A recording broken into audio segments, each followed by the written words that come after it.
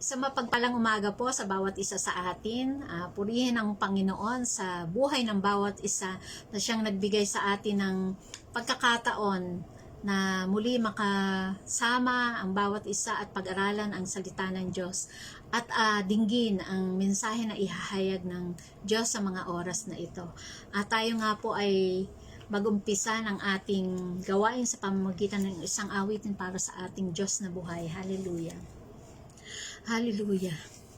Ikaw lang ang pag-asa ko, tanging ikaw ang buhay ko, Jesus.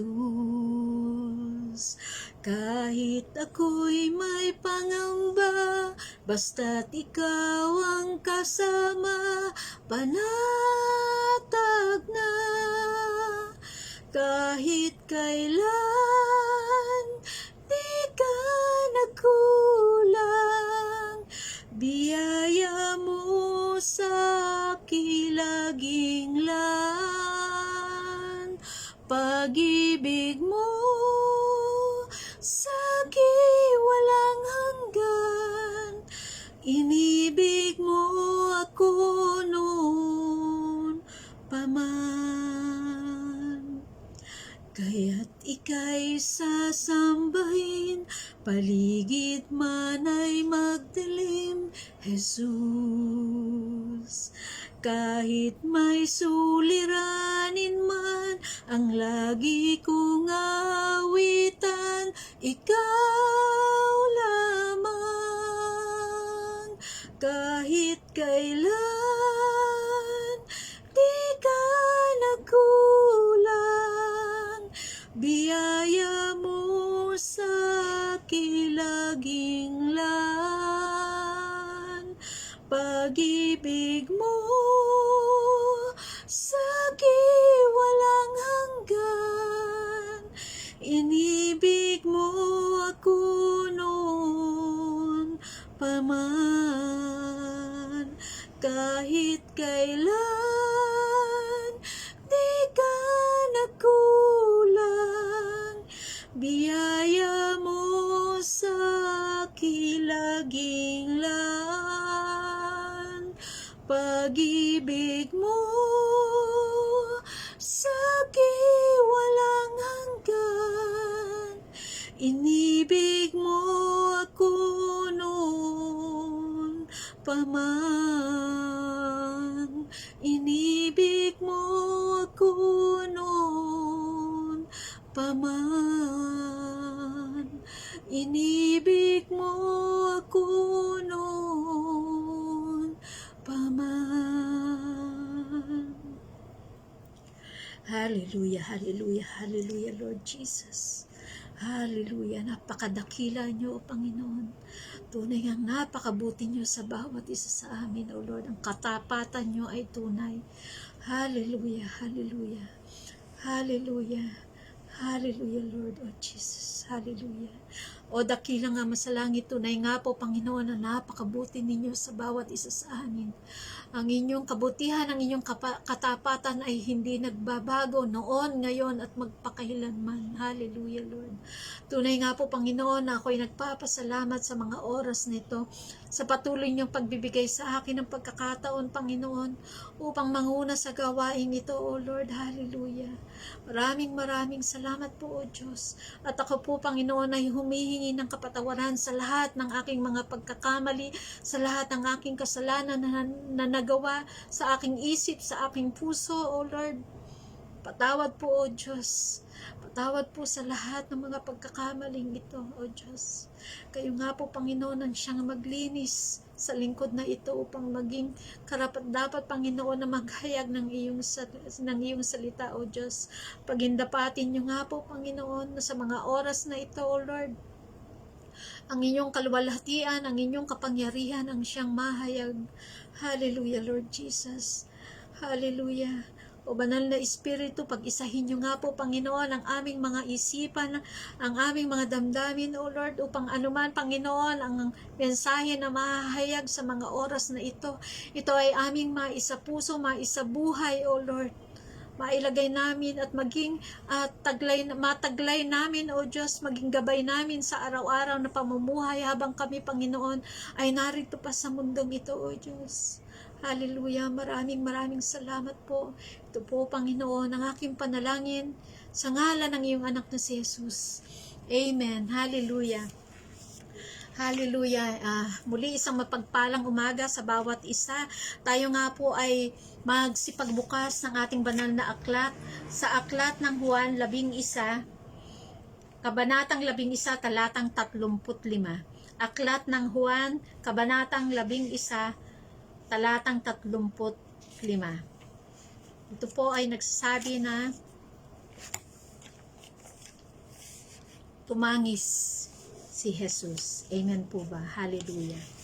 Bago po natin pag-aralan kung bakit tumangis ang ating Panginoon, atin po munang kilalanin ang mga personalidad, ang mga tao na mahalaga sa ating pag-aaralan ngayon.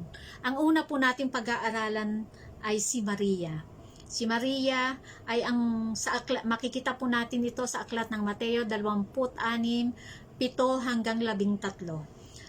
Ang tungkol kay Maria. Si Maria po ay ang babaeng nagbuhos ng napakamahal na pabango sa Panginoong Hesus nang siya ay nasa bahay ni Simong Kitungin na matatagpuan sa Betanya. Sa mga oras na yon, binawalan siya ng mga alagad at sinabi ng mga alagad na napakahalaga ng pabango na yon at kung ipagbibili ay malaki ang maitutulong sa mga mahihirap. Amen po ba? Kung inyo pong natatandaan na si Maria ang siyang nagbuhos ng mamahaling pabango at nagpunas ng kanyang mahabang buhok sa paanan ng ating Panginoong Hesus. Siya rin po ang babae, si Maria rin po ang babae na naupo sa paanan ng Panginoon at nakinig sa kanyang mga turo. Amen po ba? So yun po ang una nating personalidad na mahalaga sa ating pag-aaralan, si Maria. Ang pangalawa naman po ay si Marta. Si Marta po ay makikita natin ang tungkol kay Marta sa aklat ng Lucas 10:38-42. Si Marta po ay kapatid ni Maria na nung panahon na ang Panginoong Hesus ay dumalaw sa kanilang magkakapatid, siya ang punong abala o siya yung abalang-abala sa paghahanda ng kung ano ang maihahandog o maipapakain sa ating Panginoon at sa mga tao na kasama niya. At sa panahong yun, siya ay parang masama pa ang kanyang kalooban na siya lamang ang ablang-abala sa paghahanda sa kusina, gayong si Maria ay naupo nga po sa paanan ng ating Panginoon. Amen po ba?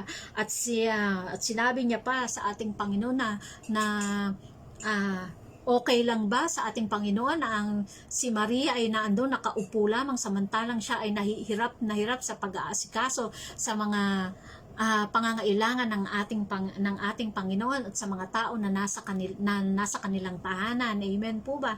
So makikita natin na si Maria ay balisang-balisa sa maraming bagay. Samantalang si Maria ng mga oras na yon ay naandoon sa paanan ng ating Panginoon at nakikinig sa kanyang itinuturo. So yun po yung pangalawa nating personalidad na mahalaga sa ating pag-uusapan ngayon. Una ay si Maria na siyang nagbuhos ng napakahalagang pabango sa ating Panginoon, nagpunas ng kanyang mahabang buhok sa kanyang paa at siya rin ang naupo sa paanan ng ating Panginoon upang makinig sa itinuturo niya. Samantalang si Marta naman ay siya namang balisang-balisang naghahanda ng pangangailangan, ng kakainin, ng Panginoon at ang kanyang mga kasama sa kusina. At talagang nagreklamo pa siya na okay lang ba sa ating Panginoon na siya ay abalang-abala at nahihirapan sa paghahanda samantalang ang kanyang kapatid ay naroon at nakaupo lamang sa paanan ng ating Panginoong Hesus. Amen po ba? Ang pangatlo naman sa ating personalidad na mahalaga din sa ating pag-uusapan ay si Lazaro. Siya naman po ay makikita naman po ang kanyang buhay sa aklat ng Lucas 16:11-31. Dito ay nabanggit na si Lazaro ay At dito ay nabanggit si Lazaro at ang isang mayaman. Si Lazaro ay tadtad ng sugat sa kanyang buong katawan na naandoon na nasa pintuan ng bahay ng isang mayaman at naghihintay na malaglagan ng mga mumo na kinakain ng mayaman. Ang mayaman naman ay talagang mamahalin ang kanyang mga damit at sagana sa pagkain araw-araw. Sa ganong katatayuan, makikita natin na si Lazaro ay naghihintay na malaglagan man lang ng pagkain manggagaling sa hapag ng ating ng mayamang ito. At sa kanyang kalalagayang yun, ang kanyang kasama habang siya ay naghihintay sa kanyang paghihintay ng pagkain ay mga aso na siyang namang dumidila sa kanyang mga sugat. So maiisip natin, mabivisualize natin na gaano karami ang sugat sa kanyang katawan para siya ay puntahan ng mga aso. Amen po ba? At dahil sa pangyayaring iyon, namatay si Lazaro at ganun din naman ang mayaman. So yun po ay isang panibagong kwento naman po, at siguro po ay sa ibang pagkakataon naman natin pag-uusapan. Amen po ba? So si Maria, si Marta at si Lazaro ay magkakapatid. Sila ay importante sa sa ating pag-aaralan na bakit tumangis ang Panginoong Hesus. Sa ating pong pag-aaralan ito, matatanong natin bakit tumangis ang Panginoong Hesus. Unang-una, ang dahilan bakit tumangis ang Panginoong Hesus, tumangis ang Panginoon dahil sa dalamhating nararamdaman niya para sa kanyang mga kaibigan. Ito ay makikita natin sa aklat ng Juan 11:33. Kung ating pong matatandaan ng mga unang kwento ng magkakapatid ng ito, nagpadala sila ng mensahe sa ating Panginoon na ang kanilang kapatid na si Lazaro ay may sakit. At pagkatapos noon ay namatay na nga itong si Lazaro. Ang ating naman pong Panginoon na ng panahong na iyon ay talagang lipas ng 2 araw bago siya pumunta sa magkakapatid na ito upang makita si Lazaro. Dahil meron siyang ninanais na mangyari para parangalan ang Diyos Ama sa langit. So, nung pagkakataon na siya ay pumunta na sa Betanya para tingnan at para nang kanyang malaman na ito na ngang si Lazaro ay namatay, ang unang-unang sumalubong sa kanya ay si Marta. Si Marta na mga oras na yon ay talagang nagbigay sa kanya ng salita na, Panginoon, kung narito lamang kayo, sana ay buhay pa ang aking kapatid. Amen po ba? Yun yung mga unang mga pangyayari. Pero sabi niya sa ating Panginoon, ako'y naniniwala na sa huling panahon, sa huling araw ay muli mabubuhay ang aking kapatid. At nakita ng Panginoong Hesus kung ano kung gaano kalaki yung pananampalataya ni Marta sa kanya. Na kung ating iisipin nung unas nang ipakilala nga natin si Marta ay naandun sa kusina at abalang-abala sa ibang bagay. Hindi siya nakikinig, hindi siya katulad ni Maria na naandun talaga at nakikisalamuha sa ating Panginoong Hesus. Siya ay nasa kusina at naghahanda ng ibang bagay para sa ating Panginoong Hesus. So ating iisipin na hindi si Marta ang ating ine-expect na magkakaroon ng napakalaking pagtitiwala sa ating Panginoon sa sitwasyon na kinalalagyan nilang magkakapatid. Samantalang si Maria ay nang malaman niya na ang Panginoong Hesus ay nasa Betanya na, hindi siya lumabas ng bahay para salubungin ang ating Panginoong Hesus. Siya ay nanatili sa bahay. At nang sinabihan lang siya ni Marta, ni Marta na hinahanap siya ng Panginoong Hesus, ay saka lamang siya lumabas at pumunta sa kinaroroonan ng ating Panginoon. Nang kanyang makita ang ating Panginoon, ang naging actuation o ano ang ginawa ni Maria pagkakita niya sa ating Panginoon. Ang sabi niya sa ating Panginoong Jesus, Panginoon, kung narito lamang kayo, hindi sana namatay ang aking kapatid. At pagkatapos noon, siya ay nagpatira pa at humagulgol. Amen po ba? So yung pagkakataong yun, doon nakaramdam ng pagdadalamhati ang ating Panginoon.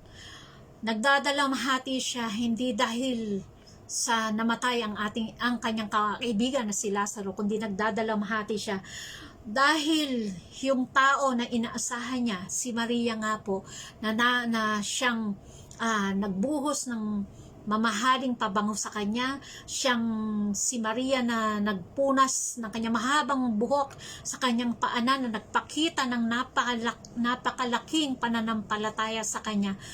Ang siya pang bigong-bigo ng mga oras na yon, ang siya pang nagpakita ng kawalan ng pananampalataya sa Panginoon. Amen po ba? Samantalang si Marta na hindi nagpakita kaagad-agad ng pananampalataya sa kanya ay naandon at siya ang umaasa na ang Panginoong Jesus ay kikilos at gagawa ng paraan para ang kanyang kapatid ay muling mabuhay sa huling araw. Ganoon na lang ang pananampalataya ni Marta, samantalang si Maria ay tumangis ng tumangis. Nabigo ang ating Panginoon nang makita niya si Maria sa ganoong kalalagayan. Hindi niya inaasahan na si Maria na kasama niya si Maria at ang magkakapatid na Maria, Marta at Lazaro ay malalapit na kaibigan at mga tagasunod, matatapat na tagasunod ng ating Panginoong Jesus. At sa tatlong ito, si Maria ang unang nagpakita ng malaking pananampalataya sa ating Panginoon. Ngunit sa isang kabayguan na nangyari sa kanyang buhay, nawala yung pananampalataya niya at tumangis siya dahil sa kamatayan ng kanyang kapatid.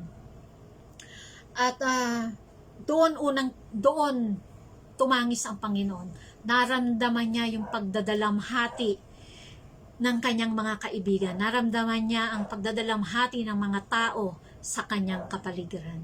Kaya tumangis ang Panginoong Jesus. Ang pangalawang dahilan bakit tumangis ang Panginoong Jesus ay dahil sa kakulangan ng pananampalataya ng mga tao na hindi niya inaasahan. Inaasahan niya kasi si Maria na si Maria ay mananatiling mataas ang pananampalataya sa kanya. Na inaasahan niya si Maria ang siyang magiging matatag sa ganong pagkakataon at hindi si Marta. Pero nakita niya ang kakulangan ng pananampalataya ni Maria, kaya tumangis ang ating Panginoon. Amen po ba? So, yun po ang una pong dahilan bakit tumangis ang ating Panginoon, dahil nakita niya ang pagdadalamhati ng mga tao sa kanyang kapaligiran dahil sa kamatayan ng kanyang kaibigan.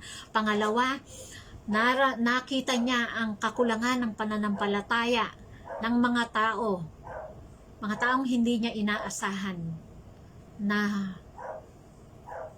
wala pala o kulang pala ang pananampalataya sa kanya. At pangatlo, bakit tumangis ang ating Panginoon? Unang, dahil nakita niya ang ating Panginoon, ang malaman niya na 4 na araw nang patay na si Lazaro. Tinanong niya sa mga tao roon kung saan inilibingan si Lazaro, ang kanyang kaibigan, at pinuntahan niya ito. Nakita niya ang pinaglibingan ni Lazaro, ito ay natatakpan ng isang malaking bilog na bato. Sa pagkakataong yun, tumangis ang ating Panginoon. Tumangis siya dahil nakita niya, nagkaroon siya ng pangitain kung ano yung paghihirap na mararanasan niya. Nakita niya kung ano yung magaganap sa kanya pagdating ng araw. Nakita niya yung magiging kamatayan niya. Nung makita niya ang libingan ni Lazaro. Unang-una si Lazaro ay maraming sugat sa kanyang katawan. Amen po ba? Dahil sa mga sugat na yon, nakita ng ating Panginoon ang sakit na kanyang mararanasan, ang sugat na kanyang mararanasan dahil sa gagawin sa kanyang pagpapahirap ng mga tao na tumutuligsa sa kanya. Kung ano ang sugat sa balat ni Lazaro, ganun din ang sugat na kanyang mararanasan, ang sugat na kanyang kakamtin pag siya ay nagpatuloy sa para mailigtas ang para maligtas tayo sa ating mga kasalanan. Naramdaman niya na at nakita niya na kung gaano karami ang sugat na kanyang mararanasan dahil sa pagpapahirap ng mga tao. Amen po ba? Nang makita niya ang libingan ni Lazaro, nakita niya na rin kung saan siya ililibing pagkatapos niyang mamatay. So yung pagkamatay ni Lazaro ay nagpakita sa kanya ng kanyang mararanasan pagdating ng takdang panahon na siya ay mamatay para sa atin. Amen po ba? So ang ating Panginoon ay tumangis dahil nakita niya na ang mangyayari sa kanya. Naramdaman na niya ang hirap, ang sakit na kanyang dadanasin, ang sugat na kanyang makakamit sa pagpapahirap ng mga tao. Amen po ba? Mararamdaman niya na rin yung bigat ng pagtuligsa sa kanya ng mga tao, kung paano siya duraan, kung paano siya tawanan habang siya ay naghihirap. Naramdaman iyon ng ating Panginoon. Sa mga oras na yon, nakita niya lahat kung ano ang mangyayari sa kanya sa darating, sa takdang araw ng kanyang pagkamatay. Amen po ba? So ang ating Panginoon ay umiyak hindi dahil namatay si Lazaro. Dahil alam ng Panginoon na kaya niyang buhayin at iyon talaga ang nakatakda niyang gawin. Ang buhayin si Lazaro, patayuin sa kanyang kinalilibingan upang makita ng tao ang kapangyarihan ng Diyos Ama sa langit. Iyon ang nakatakdang mangyari at iyon ang nais ng gawin ng Panginoong Jesus sa mga oras na iyon. Hindi siya umiyak dahil namatay ang kanyang kaibigan si Lazaro. Umiyak siya unang-una dahil naramdaman niya ang pagdadalamhati ng kanyang mga kaibigan dahil sa kamatayan ni Lazaro. Pangalawa, umiyak siya at namangi siya dahil nakita niya ang kakulangan ng pananampalataya ng mga tao na hindi niya inaasahan. Nakulang pala ang pananampalataya sa kanya. Tumangis ang ating Panginoong Jesus dahil nakita niya sa pagkamatay ni Lazaro ang nakakatakda niyang kamatayan. Amen po ba? Alam niyo ating mga kapatid, tumatangis ang Panginoon hindi dahil sa mga tao na yung mga makasalanan pa, yung mga hindi pa naniniwala. Mas tumatangis ang ating Panginoon sa katulad natin na tumanggap na sa Kanya, sa katulad natin na naglilingkod na sa Kanya, ngunit dahil sa mga kabiguan na naandyan sa ating harapan ay kukulangan ng pananampalataya sa Kanya. Masakit para sa ating Panginoon na ang Kanyang anak, tayo, na naghahayag ng Kanyang salita ay kaya pa palang pasukuin ng mga pagsubok na ating makakaharap. Masakit para sa ating Panginoon na tayo na inaakala niya na siyang magtataas ng pananampalataya ng ibang tao, lalo na ng mga hindi mananampalataya, ang makikita niya na nalulugmok dahil sa kapighatian na ating nararamdaman dahil sa mga pagsubok sa ating buhay. Hindi aasahan ng ating Panginoon na tayo pa ng mga lingkod niya na tumatawag lagi sa Kanya ang siyang naandito at nagpapatira pa para dahil lamang sa mga kabiguan natin sa ating buhay. Tumatangis ang ating Panginoon dahil hindi niya inaasahan tayo na patuloy na naglilingkod sa Kanya ay tatalikod dahil sa mga pagsubok na ating nararanasan. Huwag po nating hayaan na maging dahilan tayo para tumangis ang ating Panginoon. Patuloy tayong manindigan, patuloy tayong nating panghawakan ang ating pananampalataya sa Kanya, na kahit ano ang nangyayari sa ating buhay, ang kalooban pa rin ng Panginoon ang siyang masusunod at meron siyang mabuting dahilan. Lagi po nating ay isipin na ang Panginoon ay mas may magandang plano kaysa sa atin. Na ang kung ano man yung pagsubok na naandyan, kung ito man ay hadlang, kung ito man ay masakit sa atin, kung ito man ay concern sa ating mga mahal sa buhay, lagi po nating iisipin na ang Panginoon ay naandyan, na meron siyang mas magandang plano para sa atin, na nangyayari ang lahat ng yan dahil may merong pang mas higit na gusto niyang mangyari sa atin. Huwag po nating hayaan na tumangis ang Panginoon dahil sa atin. Huwag po nating hayaan na makita ng Panginoon yung ating kahinaan.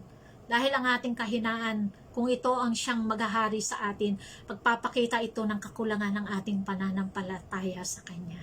At iyon po ang itinatangis ng ating Panginoon. Alam ko po pa na tayo ay may mga kanya-kanyang sitwasyon sa ating buhay. Alam ko po na mayroon tayong mga pinagdadaanan bawat isa sa atin. Mayroon tayong mga kakulangan. Ngunit ang ating Panginoon po ang siyang magiging kasapatan natin. Panghawakan lamang po natin ang ating pananampalataya sa Kanya. Huwag po nating hayaan na tayo ay maging dahilan para tumangis ang ating Panginoon. Amen po ba? Napakabuti ng ating Diyos, hindi niya hahayaan, hindi niya tayo pababayaan, hindi niya hahayaan ng kanyang anak ay maging kaawa-awa sa mundong ito. Dahil tayo ay inilagay niya sa mundong ito para maging liwanag, para maging taga-akay ng iba pa na nasa kadiliman pa. Kaya narito tayo para magpakita ng katatagan, ng kalakasan para sa iba. Amen po ba? Kaya huwag po nating hayaan na anuman yung pagsubok natin sa ating buhay, anuman yung sitwasyon natin sa ating buhay ay maging dahilan para tumangis ang ating Panginoon. Hayaan po natin na ang Panginoon ang siyang kumilos sa ating buhay. Hayaan po natin na maging kalugod-lugod tayo, magbigay tayo ng ngiti sa ating Diyos. Hayaan po natin na tayo ang maging dahilan para makapagpatuloy naman po ang iba. Yung kalakasan na ibinibigay natin sa iba, ang siyang maging dahilan para naman tayo ay makakuha pa ng mga kaluluwa para sa ating Panginoon. Iwasan po natin na maging dahilan para tayo ay para ang Panginoong Jesus, ang ating Diyos ay tumangis. Amen po ba? Alam ko po na may pinatutungkulan ang mensaheng ito. Sa panahon po ngayon talaga pong hindi na magaang ang buhay. Marami ng pagsubok sa mga nangyayari sa ating kapaligiran. Pero ang ating Diyos ay tapat. Alam niya po yung makakabuti at alam niya po ang higit na magandang plano para sa atin. Amen po ba?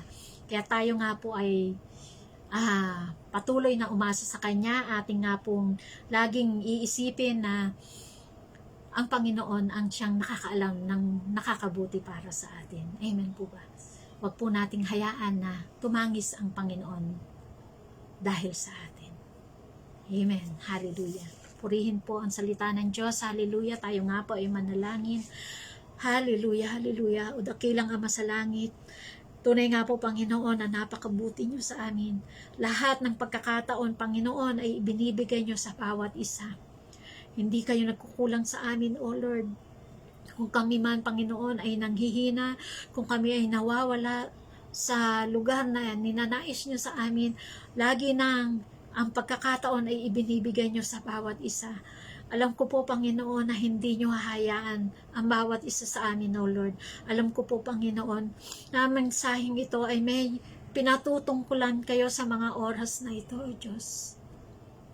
Hayaan niyo nga po, Panginoon, na pare-pareho kaming manatili na umaasa tanging sa inyo lamang.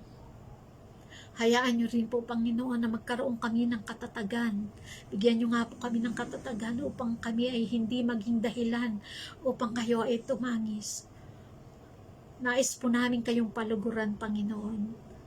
At nais po namin, Panginoon, na maibalik sa inyo ang lahat ng mga pagpapala at biyaya na ibinibigay niyo sa amin. Tulungan niyo nga po kami, Panginoon, na maging matatag, maging malakas sa kabila ng mga lahat na nangyayari sa panahong ito, O Diyos. Tulungan niyo rin po kami, Panginoon, na hindi maging dahilan upang kayo ay tumangis, O Lord. Alam po namin, Panginoon, na hindi niyo pababayaan ang bawat isa. Kayo, Panginoon, ang aming dakilang Diyos, ang Diyos na buhay, ang Diyos na siyang nakakaalam ng higit na makabubuti sa bawat isa. Kaya't naniniwala kami at sumasampalataya tanging sa inyo lamang, O Lord. Hallelujah. Hallelujah.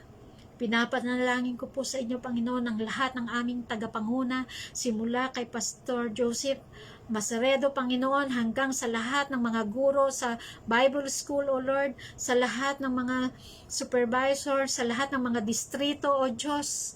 Kayo nga po, Panginoon, ang magbigay ng katatagan na kailangan ng bawat isa.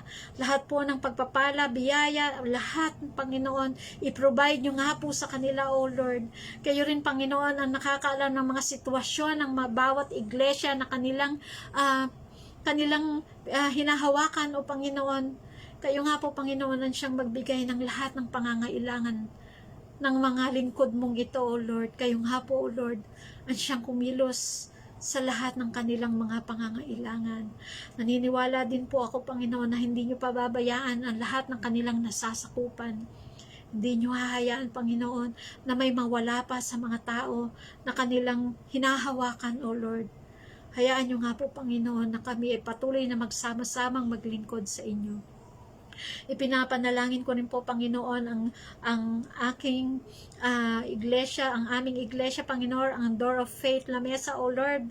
Nakikita nyo, Panginoon, ang lahat ng nangyayari sa bawat isa sa amin, sa lahat ng miyembro ng Door of Faith Lamesa. Nakikita nyo, Panginoon, ang mga kakulangan, ang mga pangangailangan. Nakikita nyo rin, Panginoon, ang espiritual na kalagayan ng bawat isa, O Diyos.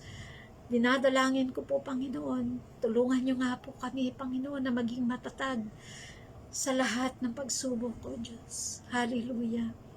Akin din po ipinapanalangin ang lahat ng pamunuan ng gobyerno ng Pilipinas upang patuloy na maging matatag sa lahat ng nangyayari sa kapaligiran, O Diyos, sa mga pagsubok, sa lahat sa pandemyang ito, O Lord. Bigyan nyo nga po sila ng kaisipan, na katalinuhan na nanggagaling sa inyo upang lahat ng kanilang gagawin, upang lahat ng kanilang desisyon ay naaayon sa inyong kalooban, O Lord. Hallelujah.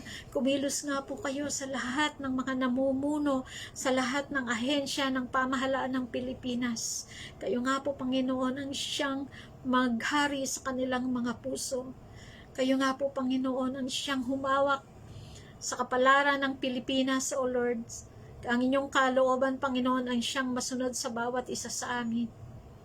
Sa buong mundo, Panginoon, kayo nga po, Panginoon, ang siyang nakakaalam ng siyang pinakamabuti sa bawat isa. Naniniwala ako, Panginoon, na nangyayari ang lahat ng ito dahil merong nais kayong ituro sa lahat ng tao, O Lord. Bigyan nyo nga pangako kami ng pagkakataon na makapanumbalik sa inyo, lalo tigit ang karamihan, Panginoon, na hindi pa naniniwala sa inyo, na hindi pa nakakatanggap sa inyo, Lord. Huwag nyo nga pong pabayaan na sila ay mawalay ng tuluyan sa inyo, O Panginoon. Ang aming mga mahal sa buhay, O Panginoon, patuloy nyo nga pong hawakan, at kayo nga po ang magbigay ng mga tao na siya, lalo na yung mga mahal sa buhay namin, Panginoon, na nasa malalayo. Kayo nga po ang magbigay ng mga tao, ng mga manggagawa na siya namang gagabay sa kanila, palapit sa inyo, O Lord. Hallelujah. Naniniwala din ako, Panginoon, ang lahat ng pagsubok, ang sakit na aming nararanasan, ay meron kayong itinuturo sa amin.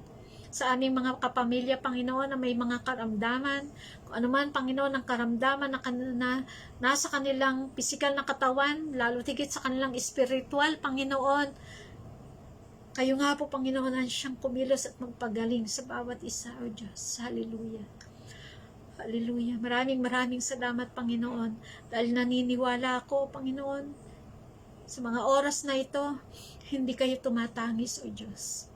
Sa mga oras na ito, habang kami naggagawain, hindi kayo tumatangis. Naniniwala po ako, Panginoon, na naandito kayo kasama namin. Siyang nagpapalakas sa amin, Panginoon. Siyang nagbibigay ng kaliwanagan sa amin. Siyang nagbibigay ng kapanatagan sa amin, O Lord. Para sa bawat isa, O Lord, ang inyong pagpapala, ang inyong biyaya, ang tangi naming hinahangad, O Lord. Hallelujah. Maraming salamat, O Diyos. Maraming salamat sa buhay na ito. Maraming salamat po. Ito po ang aking panalangin sa ngalan ng iyong anak na si Jesus. Amen. Hallelujah. Maraming salamat po sa lahat. Purihin po na natin ang ating Panginoon. To God be the glory. God bless po sa lahat.